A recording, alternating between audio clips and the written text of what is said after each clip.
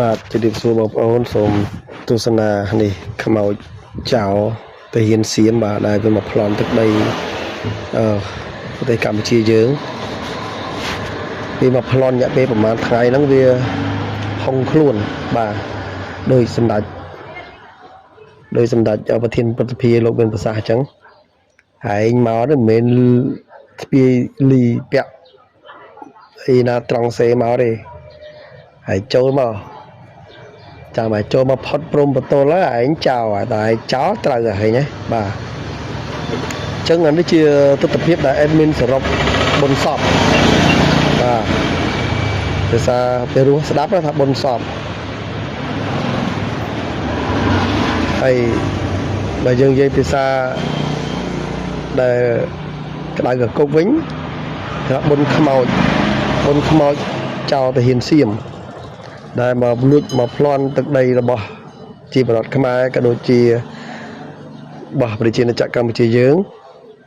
លទ្ធផលចោលគឺចឹងបាទនេះទៅងាប់ច្រើនណាស់បាទងាប់ច្រើនណាស់នេះ admin សរុបបញ្ញប្រមូលវីដេអូពីបណ្ដាញសង្គមនានាបាទទាំង TikTok ទាំង Facebook ទាំងអីហ្នឹងបាទមើលទៅនេះបាទព័ត៌មានហ្នឹងហើយដែលឆ្លុះបញ្ចាំងពីការដឹកនាំរបស់រដ្ឋាភិបាលខ្មែរយើងលោកមិនធម្មតាទេគឺលោកមានការប្រុងប្រយ័ត្នមិនមែនយើងទៅលួចដីគេទេហើយយើងមិនអោយបាត់បង់ដីយើងដែរប្រយុទ្ធ5ថ្ងៃកន្លងទៅនេះទាហានថៃស្លាប់ជិត 1000 នាក់របួសបាទឮសំឡេងហ៎ជិត 1000 នាក់របួសជិត 2000 នាក់ណាបងប្អូនអញ្ចឹងរឿងនេះមិនធម្មតាទេហើយអញ្ចឹងក្រោយតែពេលរយៈពេលប្រហែលថ្ងៃហ្នឹងដែលតបសៀមវាបរាជ័យហ្នឹងគឺវាចាប់ផ្ដើមប្រូយុទ្ធសាស្ត្រវាដឹងតែប្រធានាធិបតី Donald Trump លោកនឹងធ្វើការខលតំណែងមកដើម្បីឲ្យអនុវត្តបទឈប់បាញ់ដែលបានព្រមព្រៀងគ្នាកាលពីខែកក្កដាហើយសៀមវាមិនព្រមយើងគិតអារម្មណ៍របស់សៀមវាមិនព្រមព្រោះវាតបចោលសៀមរបស់វានោះវាងាប់អស់ច្រើនទៅហើយជ្រុលងាប់អស់ច្រើនដល់វាឈប់ងាប់ដូចឲ្យលេងលបែងណាលេងលបែងចាញ់ច្រើនគេសុំឈប់វាមិនព្រមសុំលេងបន្តដើម្បីស្រង់ដើមតែនេះមានណាលេងបន្តកាន់តែធ្ងន់ទៅលេងបន្តធ្ងន់ទៅពួកយើងនិយាយចំទៅដោយសម្ដេចលោកមានប្រសាសន៍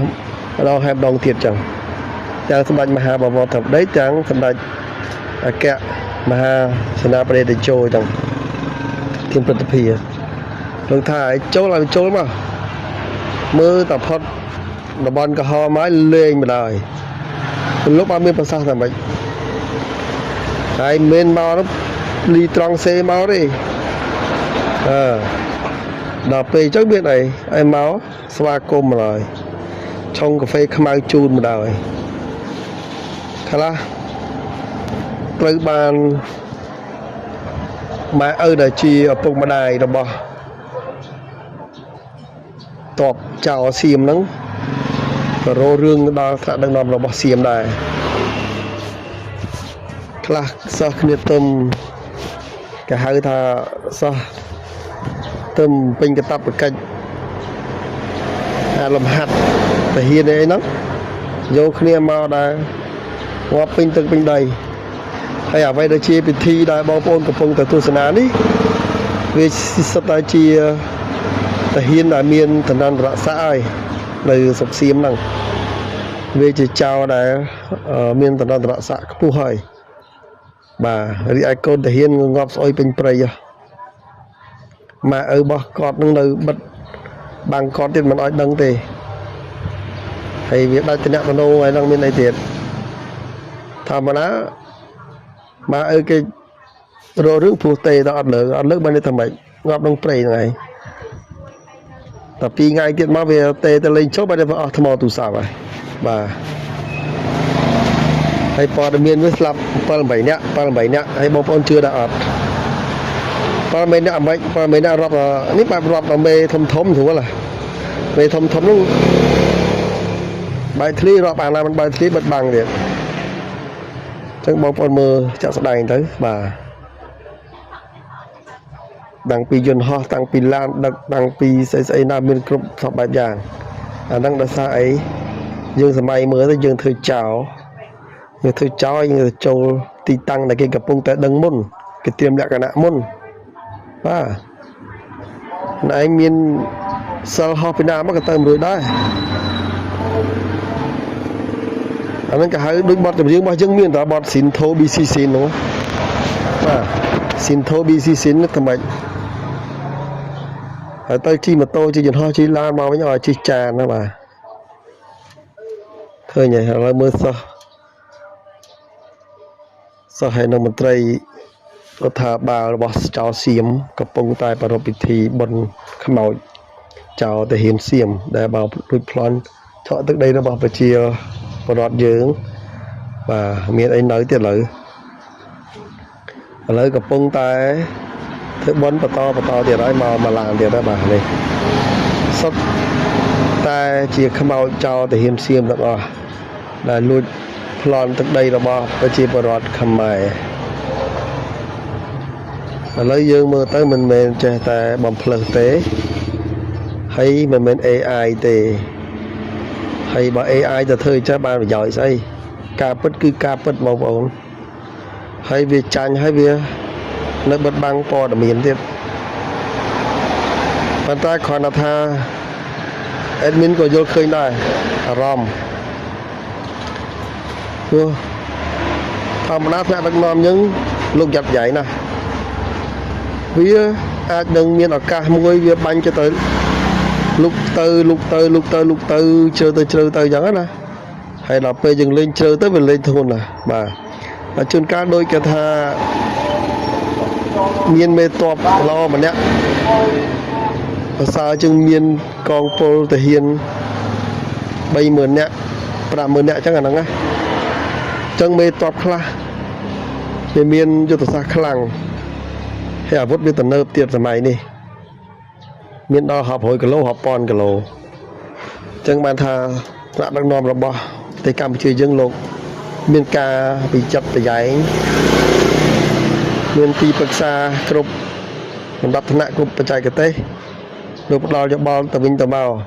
bị group khnia bị chặt tại giải dục cho tụi đã mình từ bầm tiền đầy kế hơi có mình ai bật bằng đầy cái bọc luôn trường này chẳng đi chỉ là tập họ đại chào xiêm nơi mình nữ năm khnia từ lùi loan đây là bao có thể chật khang hay có thể chật khang khnia sắc ba tờ chi miền cẩm đất chào là không chuồn và đi cho mà chốt tiền ra bao mà miền Bắc Sang miền Tây đi ca miền Bắc Chia Bát nơi châu om song khang bà nô miền cầm lăng lực xài cái đàm chu vào chân miền che tài thơ ban khơi cái sưu che tờ thơ ban ọt tây bọc bồn cái khác cái ọt này chơi cái ọt thơ mình không chỉ làm ta cây là ngung không chỉ làm ta cây mình đằng người ta cầm oi chul nên sao ta người đã chôn bọc cây bà là ngày sao ta ăn đồ vọt đồng lông sẽ bập on tọa triệt mà nuôi chọn plon đây có thể chất kháng hay là tập hòn trong này bằng bao nhiêu phải chia bờ rót sao được sao nơi có thể chào xiêm lúc nào là cho biết ôm mũi tiền bạc này cái nhá trong còn là tha chia sẻ đó admin là bị mình sự Peru mình sự lõ còn ta không niêm dương chia prot mờ rúp đại miền cầm hưng miền truy chấp tay mình cho chanh thế mình cho chanh thế chân tầm ra đi ra thả bà dương lục thưa vơ ở vậy cứ tạm ca tụt បែបអន្តរជាតិព្រោះនេះវាជារឿងប្រទេសនិងប្រទេសហើយបើសិនជារដ្ឋដំណាំយើងគាត់ទៅប្រើពាក្យពេចន៍អសរោះដូចខ្ញុំមិនអាចទៅចរចាមួយគេបានទេតែយើងពីពណ៌នេះអត់បាយនិយាយនេះក្នុងនាមយើងជាប្រជាពលរដ្ឋសាមញ្ញដែលកំពុងតែរងទុក្ខបងប្អូនឃើញហើយជនភៀសសិកយើងច្រើនណាស់បាត់បង់ទីលំនៅបាត់បង់សាលារៀនហើយប្រទេសវាជាប្រទេសដែលនិយាយសាមញ្ញថាជាប្រទេសអ្នកមានតែទ្រព្យទេបងប្អូនតែគំនិតរបស់វាជាគំនិតចោលលួចឆក់ប្លន់ប្រទេសជិតខាងជាលទ្ធផលគឺទុកខៈបាទអានេះមកឈុតទៀតហើយបាទ highlight ច្រើនណាស់បាទអញ្ចឹងចូលចិត្តមក20នាទី admin ខំបាញតាក់ទងទៅនឹងទាហានសៀមទាហានចៅដែលងាប់អានេះសិតតែប្រមូលបានទេបងប្អូនសិតតែយកបានទេបើយកមិនបានទេចុងក្រោយមានតែងាប់អាសោចនៅក្នុងព្រៃហើយម៉ែឪដែលជាឪពុកម្ដាយរបស់តបចៅសៀមមានតែទឹកភ្នែកធ្វើឲ្យរដ្ឋាភិបាលគេអត់កើតទេបាទនេះជាវីដេអូថ្មីបន្តទៀតតាមដងផ្លូវបាទ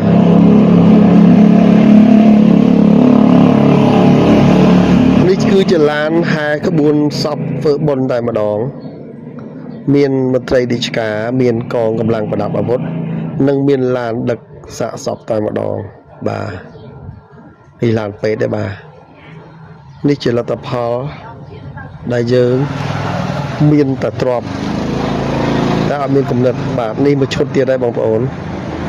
សុទ្ធតែជាពិធីទម្លាក់ខ្មោចទាហានរបស់តបសៀមដែលមកប្លន់ទឹកដីកម្ពុជារបស់យើងវាគិតថាអ្វីវាប្រសើរជាងគេក្រាន់បើជាងគេអញ្ញយមតែវាភ្លេចគិតថា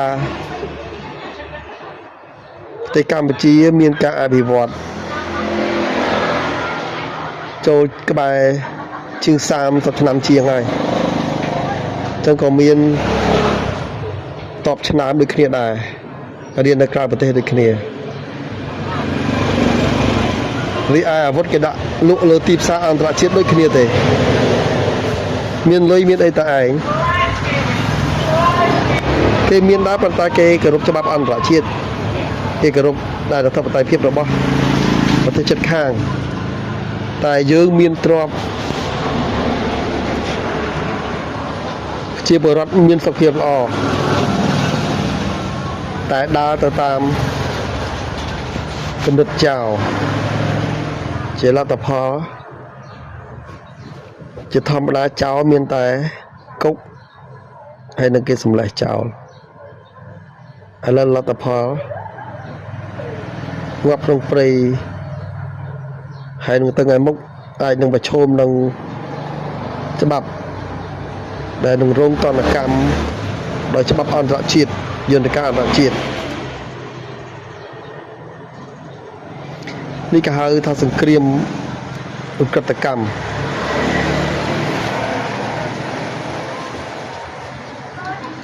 ហើយបងប្អូនមើលទៅប្រទេសទាំងមូលធ្វើតម្រង់ជួរដូចទីងម៉ងហើយសន្តានសុទ្ធតែជាអ្នកដឹកនាំប្រទេសជាបរិវត្តនេះឈរសំណោះហើយថ្នាក់ដឹកនាំនាំគ្នាទៅលួចដីគេលទ្ធផលមកស៊ីនថូប៊ីស៊ីស៊ីន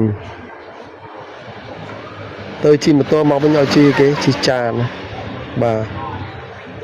មើលទៅសុទ្ធតែកងកម្លាំងប្រដាប់អាវុធរបស់ចៅសៀមអញ្ចឹងយើងក្នុងនាមប្រជាពលរដ្ឋខ្មែរ យើងត្រូវរួមសុខរួមទុក្ខជាមួយនឹងរដ្ឋាភិបាលសាមគ្គីជាធ្លុងមួយចកឹះមកបាច់កាច់មិនបាក់ទេបងប្អូន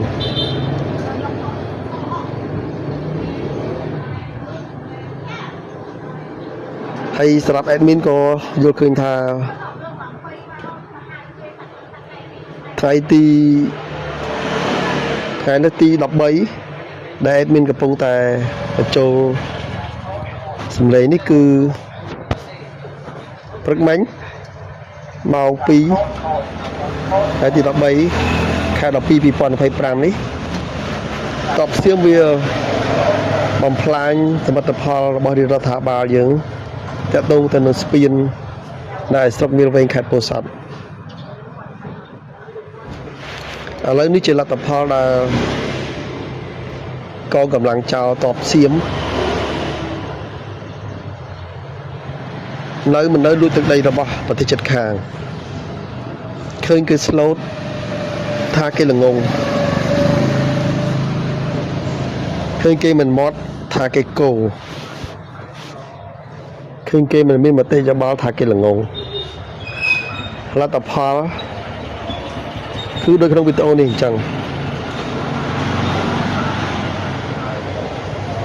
admin មិនសប្បាយចិត្តក្នុងការឃើញវីដេអូបែបអស់នេះទេតែនេះជាការចែករំលែកចែកជូនទៅដល់បងប្អូនយើងដើម្បីឲ្យបានទស្សនាឲ្យដឹងថាទឹកដៃរបស់ថ្នាក់ដឹកនាំយើងក៏ដូចជាកងកម្លាំងរបស់រដ្ឋាភិបាលយើងលោកមានការប្រយ័ត្នប្រយែងទាំងការការពារទាំងការថែរក្សាទាំងការប្រឈមការតដៃការតតាំងនិងភាពក្លាហានមកមុតប្រជាជនរបស់យើងគឺខ្លាំងមិនមែនលេងសើចទេបងប្អូនតែហ៊ានតបសៀមហើយ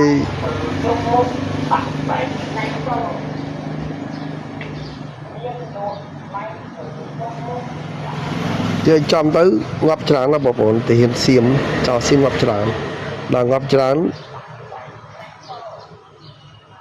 យករដ្ឋមន្ត្រីអានុទីនហ្នឹងហើយមានអាយុកាលខ្លីហ្នឹងវាលេងពីតំណែងហើយរំលាយសភាហើយដល់ពេលរំលាយសភាអាមេរិកពងតែឆ្ងល់ចំលោកដូណាល់ត្រាំថាទេតាណាទៀនមេទឹកស្ថិតនៅក្នុងឃុំថ្មដាស្រុកវា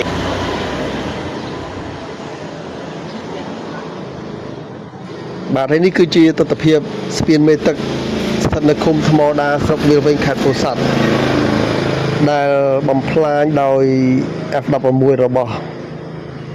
កងកម្លាំងចោរសៀមតបអាកាសចោរសៀមបានបំផ្លាញទៅស្ពានមេទឹកនៅឯស្រុកវាលវែងខេត្តពោធិ៍សាត់បងប្អូនមើលទៅចូលប្រមាណគីឡូពីព្រំដែនមកគឺវាបំពេញទៅលើច្បាប់អន្តរជាតិគឺវាមានចេតនាយល់ដែរវាយឲ្យយើងតបើយើងតជ្រុលវានឹងអាចមានបញ្ហាណាមួយដែលយើងមើលមិនឃើញពីព្រោះសម័យបច្ចេកវិទ្យាអាវុធទំនើបខ្លះដែលយើងមិនដឹងទាំងសងខាងគាត់ថាលទ្ធផលមួយសប្តាហ៍ជិតមួយសប្តាហ៍នេះកងកម្លាំងរបស់វាគឺគាត់ច្រើន